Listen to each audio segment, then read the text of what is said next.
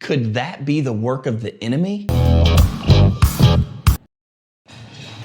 Hey, welcome to The Whole Truth, where I am taking you through the entire Bible from Genesis all the way to Revelation, and we are not skipping anything. So if that sounds good to you, reach down, hit the subscribe button. Don't forget likes, follows, and shares. Help the videos to go far and wide, so I would sure hope that you'd consider doing that. It just takes one little click of a button or a little comment down below.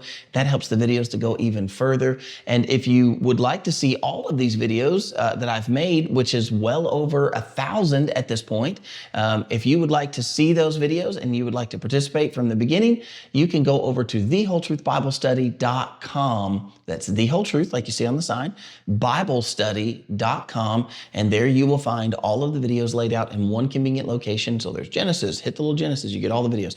Exodus, Leviticus, Numbers, Deuteronomy, Joshua, Judges, Ruth, and now into 1 Samuel. That's as far as we've made it. We're in 1 Samuel chapter 18. We're going to talk today about the enemy. And we see in a physical sense in the story, the enemy is Saul coming against David. Well, there's like a spiritual parallel that's happening there of when we see Satan coming against Jesus through like the Pharisees trying to stone him or trying to kill him or trying to trick him, which is similar to what we see today. And then we see an application from all of that in what happens in our life. How does the enemy come against us? If you're blessed by these videos and you would like to help support the channel, you can do that. You can find means to do that over at the Whole Truth Bible Study. By the way, guess what? I just uploaded over there yesterday all of the Song of Solomon playlist from that Song of Solomon study. Now those extra studies, the extra sermons and extra studies are coming from what I'm doing with the church body, Salt and Light. But I would certainly love for you to be able to see those. Well, I want you to be able to see those. They're on YouTube. And so now I'm putting them over on the Whole Truth Biblestudy.com. I'm putting them there as well as a means, just again, so that there can be like a compact all the way through the Bible. You can click on the different books of the Bible and you can hear those teachings. So that one's under the Bible study link because that's more of a Bible study than it is a sermon series. So there's sermons over there now, and then now we've got the Whole Truth Bible Study uploaded over there. And I think I was able to upload the worldview study. That's not a book study, but that's like a worldview. Anyways, whatever. If you want to support the channel, if you've been blessed by all of this and you want to help me to in this mission, you might say, what's the mission? It's to get as many people into God's Word as I possibly can, because I totally know that God's Word has the answers, but we just don't read it. So I'm trying to get us to read it, and I'm trying to get us to do it together, and then to see the practical application, the practical nature of God's Word. So I sure hope that you'll join me in this. But if you can't support with any of that, whether Patreon or on the website or you know, in any other way, just listen. Like just your presence, just you being here. You know, here's a true story from somebody that like works really hard at these, to make these videos and make these Bible studies available. And it is so discouraging sometimes to you know, make a study video and I pour hours into writing and typing and preparing and setting up lights and doing the whole deal, and only to see like 30 people watched it. And you know that like most of those people saw it for 5 seconds. And so, you know, that can feel discouraging, but something the Lord's taught me a long time ago, y'all mark my words on this. The Lord blesses faithfulness. He's blessed me in the church through faithfulness, and I know that He's going to bless this study through faithfulness and diligence in the work. And so I sure hope that you'll come along with me in these studies. Now, back to the topic at hand about the enemy coming against us in a physical and a real way. I want to look at the text today and see how Saul attacked David, or schemed, really is probably the better way. Instead of saying attacked, I mean, in the last video, we saw him throw the spear, and that's a physical attack. But now I want you to see the schemes, like how he schemes, and then let's see if we can find some application for ourselves. Let's just start with verse 12. So it's 1 Samuel chapter 18. Pick up with me in verse 12 and let's read it. Now Saul was afraid of David because the Lord was with him, but had departed from Saul. Therefore Saul removed him from his presence and made him captain over 1,000. And he went out and came in before the people, and David behaved wisely in all his ways, and the Lord was with him. And therefore when Saul saw that he behaved very wisely, he was afraid of him. But all of Israel and Judah loved David because he went out and came in before them. You might look at that and think, oh, well, like David's, like David's promoted. Isn't that a good thing? Like, isn't it a good thing that like Saul promoted him? Well, no, understand that first of all, Saul removed him from his presence. Okay, so Saul had brought David in to play music for him, and David was the one who was able to soothe Saul, if you will, or get him to kind of calm down his mind, to calm down when that evil spirit would come upon him. David would come and play music, and Saul would be calmed. But this last time, after that song that the women had sang, Saul has killed his thousands, but David his 10,000s, and Saul lost his mind over that. And then the next day, Saul's throwing a spear at David. I don't know why every time I say throwing a spear, I have to like make the movement, because that could be throwing a football. Who knows? I mean, if bad lip reading ever got a hold of this, whew. Anyways, I don't know why I just said that about bad lip reading. They are funny sometimes, though. Anyways, David had the spear thrown at him. Saul threw the spear at David, and then now we see that he removes him from his presence. And you might go, yeah, but he makes him the captain over 1,000. You'll see here in just a moment, he's not doing that. Like, Saul's not doing that because Saul is trying to promote David, to help David because David deserves something. Saul is doing that because Saul wants David. He wants the Philistines to come against David. He wants the Philistines to now turn their attention on David. So he makes him the captain over 1,000 men. He makes him the true captain. So what we really see is like David's going from being the star soldier. So he came in as a shepherd boy playing music. He killed Goliath. He's faithful to the Lord. He's faithful to the Lord's call, and he's got faith in the Lord that the Lord will fulfill what he said he's going to do.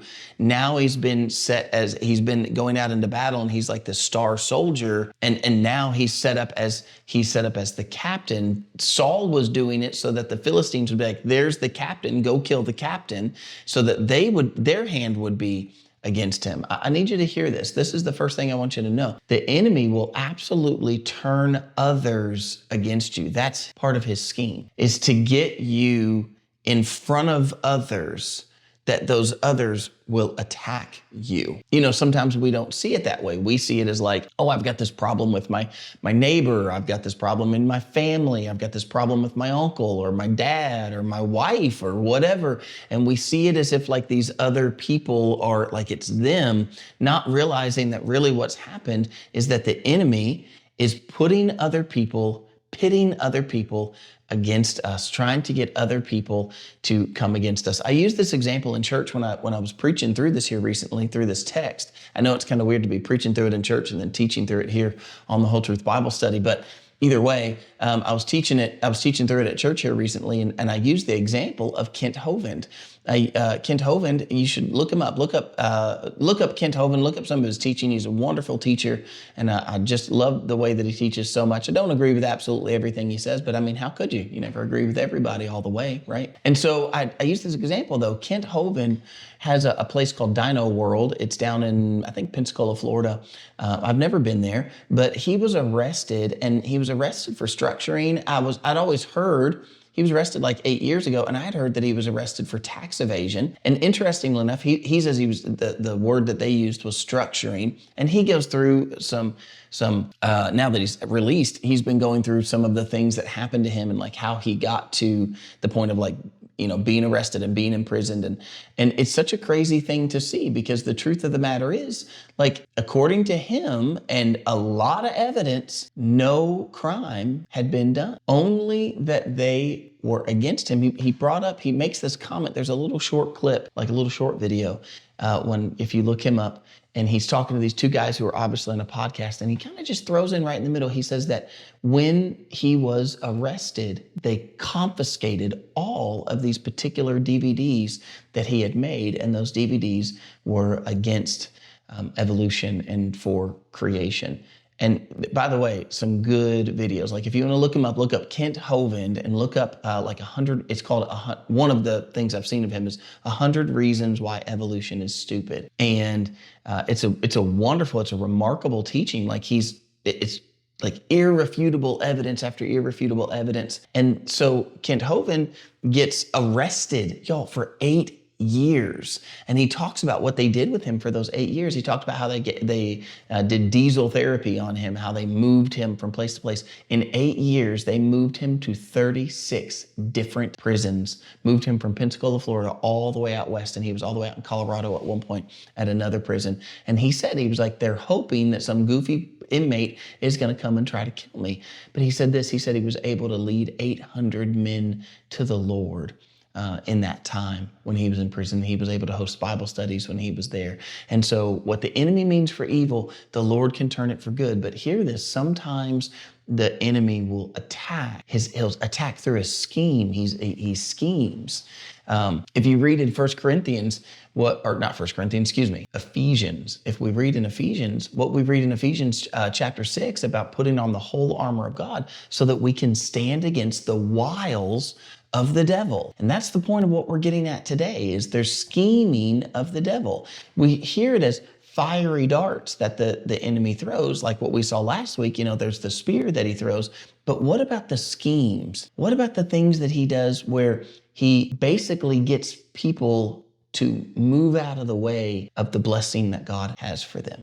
Go all the way back to Adam and Eve. And what do we see even with Adam and Eve? That Satan didn't come throwing darts. He came with a temptation. He came with a little word, a little seed. Oh, you won't surely die. But he knew that they would die. How did Satan know that they would die? Because God had told them that they would die. Because, you won't die. God just doesn't want you to be like him. See, that's the tree of knowledge. And if you eat of that tree, you'll have knowledge like him. You see what he's doing? He's scheming. From the very beginning, he's a liar and he schemes. And that's what he's doing.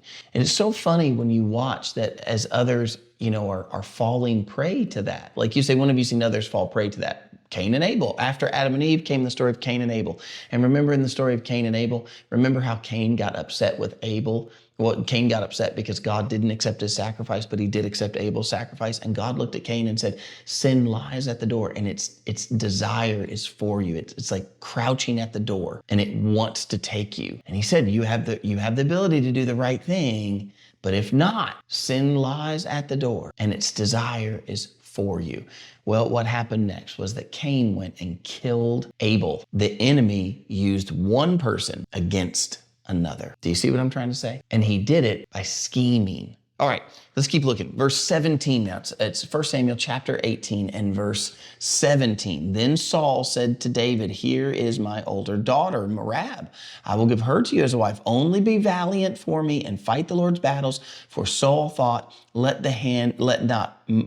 my hand not be against him, but let the hand of the Philistines be against him. So David said to Saul, who am I that my life or my father's family in Israel, that I should be the son-in-law to the king? But it happened at that time when Merab, Saul's daughter, should have been given to David, that she was given to Adriel, the Meholathite, as a wife. And now Michal, Saul's daughter, loved David, and they told Saul, and the thing pleased him. And so Saul said, I will give her to him, that she may be a snare to him, and that the hand of the Philistines might be against him. Therefore Saul said to David a second time, you shall be my son-in-law today. Now, there's an interesting thing that's happening in these verses, because what we see is that Saul tries to give David his daughters as to marry. Now, first of all, why would Saul do that? Like, is Saul doing well? Is Saul doing better? Like, is he thinking clearly about David, his star soldier? No. Saul is not thinking kindly about David. That's not, it literally says it's not what he's doing. He set up Merab and gave a bride price. Be valiant for me. I set you up as the captain. Now be valiant for me. Go out and fight the battles. And what was his hope? That the Philistines were going to now take over David. Now that's kind of a foolish thing, because David, when he doesn't have an army of people that is under him, he's just leading the charge because he's so full of faith. And David's not been defeated by the Philistines yet. But now, okay, we're going to make him the captain, so the Philistines will point their arrows at him. Let's try to take the captain out. And so he sets him up as the captain. And that's the kind of bride price, like, you're going to get Merab, my daughter. Saul actually already owed Merab. And David could have called that in. David could have said, Saul, you promised that whoever killed Goliath would get your daughter as a wife. That was part of the promise that Saul made, but Saul evidently has not made good on that. Just mark my words for 1 second. The enemy will lie. He will promise you something and then does not deliver on those promises. It's part of the scheme of what he does. Think about all of those people who've looked for the promise of love or hope or happiness or joy through something like money. Satan can promise money, and then he can even deliver the money. Sometimes I believe that he totally does. I believe that he gives people the riches that he told them he was going to give them, knowing, you know why he's willing to give those? Because he knows that it's not going to fulfill the promise of the happiness. You know, he tricks people into thinking that if they're open in their sexuality, that somehow that there's going to be freedom there. But really what we find is there's no freedom there. There's chains there. You know, freedom is found in submitting to God. Freedom is not found in doing whatever you want. When you do whatever you want, you find out you're still a slave. You're just a slave to sin. You're a servant to another. Satan makes promises and he doesn't make good on those promises. Saul made a promise and said, David, I'll give you my daughter. Anybody who kills Goliath, I'll give you my daughter. I'll make you rich. I won't make you pay taxes. Well, Saul's not made good on that. David killed Goliath, and immediately Saul kept David in his own presence and said, no, I want you to stay with me now, which that didn't seem to be necessarily bad. Things seemed to be going well, like God was bringing David into the palace and into the forefront and into people's minds. But again, look at what happened as Saul had not made good on his promise to give his daughter to the person who killed Goliath, to give his daughter as a wife. And so he's making that promise now. He's saying, well, now what I want is for you to just keep being valiant for me. He's scheming, keep being valiant, keep fighting, and then you're going to get my daughter. Well, then his daughter, when it came time for her to be given to David to marry, Saul went ahead and gave her to another guy. Do you see the problem? Like there's that lie again. But there's another daughter, Michal. And Michal is now in love with David. I mean, he's famous. Everybody knows him. They're singing songs about him. She loves David. And Saul sees that, and that's evident. So David can see that Saul can see that Michal loves David. Michal, his daughter. And so he says, yes, she'll be a snare to him. Now, that part, I didn't catch at first, but I noticed that he said she'll be a snare to him. And I at first saw that and thought, oh, like she's a snare to him in the sense of like he'll continue to fight the bride price. But it doesn't say that. It doesn't say, he says of Merab, like I'm going to give Merab to him so that the Philistines' hands will be against him. But now he says that she will be a snare to him, and then the Philistines' hands will be against him. When he's talking about Michal, like, what's the difference here? Well, we see something in a couple of chapters, and I think it's very interesting. Actually, just one more chapter forward, what we see is that Saul will do better for a while, and then he'll turn on David again. And I don't want to give away that story. We'll get there in a couple of days. But Michal is trying to protect David and gets David to run, and then to make it look like David was in his bed, she takes an image, which is an idol. She puts the idol in his bed and then puts hair on it. And that way, when the soldiers come in to try to kill David, they will see an image in the bed. They'll see an outline of a person in the bed. It's like an old movie. It's like a movie where they're like somebody's like hiding like they're in the bed when they're not really in the bed. That way somebody comes in and like stabs the bed or whatever, and the person's not there because it's pillows that are arranged or whatever. They come in to kill David in his bed, and it's an idol. But stop, there's an idol, a life-size, human-sized idol in Michal's house, or Michal's room there in the palace, or in Saul's kingdom, or wherever it was that they were staying. She had an idol. Pay attention that Saul recognized that Michal must have had idols. And he says, Michal loves David. This is perfect. She'll be a snare unto him. I need you to hear this. Some things, physical things in your life can be a snare to you. You might not think that it's that way. You might think that it's harmless. The crystals seem harmless. Actually, sometimes you even think that they help. That's part of the lie of the enemy. Oh, I need the crystals. Those crystals are not helping you. I need you to hear what I'm telling you there. Your deliverance, your salvation, your healing is by his stripes, not by a crystal. I know that you might want it to be. Friends, it's not. And so those things are a snare. You might think that you found help, or maybe even just find entertainment in something like a horoscope or a sign. I got to take a drink. You might think that there's a help there, but There's not. Listen what I'm trying to tell you. Like looking at your zodiac signs and looking at your horoscope, that is a snare. You might think that there's entertainment in some music that you might be listening to, or you might think that there's some entertainment in some type of movies, and you might go, I'm not watching anything rated X here. I'm not watching anything like that. I mean, yeah, I'll watch an R-rated movie. Friends, that can be a snare to you, and it can affect your life. Saul was like, if Michal marries David and she's got idols, she'll become a snare to him. Y'all, that was a work of the enemy. And way back, remember when we did the story of Balaam? Remember Balaam and Balak and all of that? And how did Balaam get Israel? How did Balaam get Israel in trouble? He couldn't curse them. How did he get them cursed? He put a snare in front of them and had all the other women of Balak, of that area of the world that was worshiping idols. He had the women come in and marry the men. The men married the women, and then they became a snare. They became a stumbling block because of them. Listen to the schemes of the devil. They're always in front of them. Look what happens next. So David behaved more wisely. What does it mean that David behaved more wisely? I would dare to say it means David didn't worship the idols that Michal worshiped. She wasn't a snare to him in that way. And so now read along with me. Read what happens next, picking up in verse 22. And Saul commanded his servants, because David was like, oh, don't, is it a light thing to be the king's son-in-law? So listen what he says in verse 22. Saul commanded his servants, communicate with David secretly and say, look, the king is delight in you, and all his servants love you. Now therefore become the king's son-in-law. So Saul's servants spoke those words in the hearing of David. And David said, does it seem like a light thing to be the king's son-in-law, seeing I'm poor and lightly esteemed man? And the servants of Saul told him, saying, in this manner David spoke. And Saul said, thus you shall say to David, the king does not desire any dowry, but 100 foreskins of the Philistines to take vengeance on the king's enemies.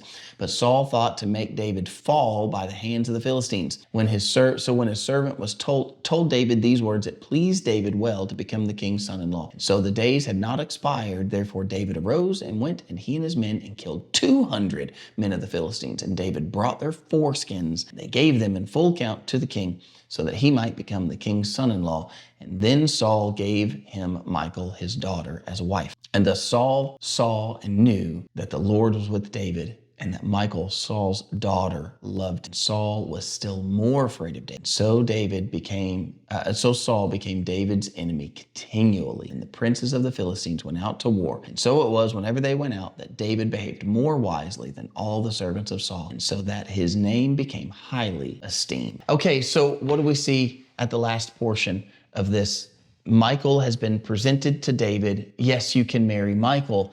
David sees that and goes, is it a light thing to be the king's son-in-law? And probably too, knowing that he's crazy and wants to kill him. I'm sure that probably has part of that in David behaving wisely. And so the servants of Saul go back to him and say, hey, David, he said like, it's not a light thing to be the king's son-in-law. And so, what do you want us to do? And Saul goes, oh, I know exactly what to do. Tell David that what I want him to do, I don't want any dowry. I'm not looking for anything. The only thing I want from David is this one thing. I want 100 foreskins of my enemy, the Philistines. Go to battle against the Philistines. Get me 100 foreskins. In other words, it's a worthless monetary value, right? It's just it's a task that's in front of him. Go do this task. Let's put this task in front of him. But what was he really seeking to do? It says it. The text says it. He was trying to get David to fall by the hands of the Philistines. He's still trying to get other people to come against him, but pay attention to one more scheme of the enemy, and we'll wrap up our video today with this last one, and it's this. Saul was trying to get David overwhelmed by the task. The task at hand was, go get the foreskins. Now, you're going to be able to figure out what a foreskin is on your own if you don't already know. Is this a weird and a gross task that's in front of him? Yeah, it's weird, it's gross, it's abnormal, and it's overwhelming. His whole idea was send David out on a task that the task itself will get him killed. And I think that this is also another scheme that the devil uses, is to try to overwhelm us in the work. It's something that I remember watching a lawyer show. I can't remember which one it was, but I remember watching a show about lawyers one time, and I can't quite remember the whole scene. I just remember this, that one of the lawyers said that the other lawyer, the other firm or whatever, was going to bury them in paperwork, that, that he was going to bury them like this other place was going to overwhelm them in paperwork, that they'd be buried in so much paperwork that they would never get through it, and they would burn up all of their resources just trying to get through all the paperwork. And I know that that's a show, but I do have a friend who's a lawyer who said that one time. He said, oh, if we try to do that, we'd be buried in so much paperwork, we'd never have the resources to get through it all. And I assume what he means is like paying all the paralegals and paying all the lawyers to go through all of that, all of that paperwork, to navigate through all of that. But my point remains the same though, like give them a task that's going to overwhelm them. And look around at our society today and tell me that we don't see this. Like, doesn't it feel like there was a time, 25 years ago, 50 years ago, that we didn't have, like right now, I record these on my cell phone. There was a time when we didn't have a device in our pocket that was our GPS and our mailing system. I mean, we still have mail, but we literally call it like the snail mail. There's a mailbox, but it's the snail mail, right? Like we all send things digitally. Like we want all of our information and we want it right now. And there's Facebook, and Facebook is in our way, and there's Instagram. And if it's not Facebook or Instagram, you're like, I don't even have those. Okay, well, you probably have Rumble then.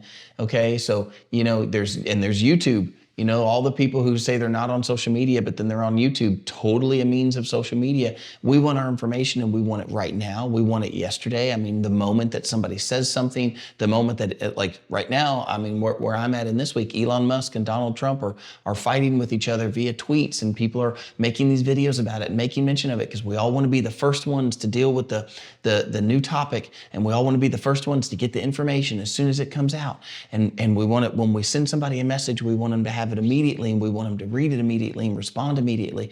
And so if you're a guy like myself, and I've got all of these different means of reaching out to people, there's all of these emails that's in front of me, and I'm trying to keep up with all of these emails and keep up with all of these text messages and keep up with all the phone calls and keep up with all the people. And before you know it, you're overwhelmed. And we live in a society that I feel like we can see this so easily, that we are so overwhelmed with information and so overwhelmed with tasks that sometimes I think we miss the main thing, because we're too busy trying to do all of these other things. Satan will use any type of a scheme he can, listen, to steal, kill, and destroy. But greater is he who is in you, he who is in the world. David was given an impossible task: get the foreskins of 100 Philistines. David comes back with 200 and lays them before him. Listen, no matter what is in front of you, no matter how overwhelmed you feel, if you are in Christ Jesus, you can lay aside every weight and sin that so easily besets you and run with endurance the race that is set before you. That is what Christ offers you. Are you found in him today? Well, I sure hope you've enjoyed today's video, and I hope that you'll come back tomorrow as we get into 1 Samuel chapter 19. I'll see you then.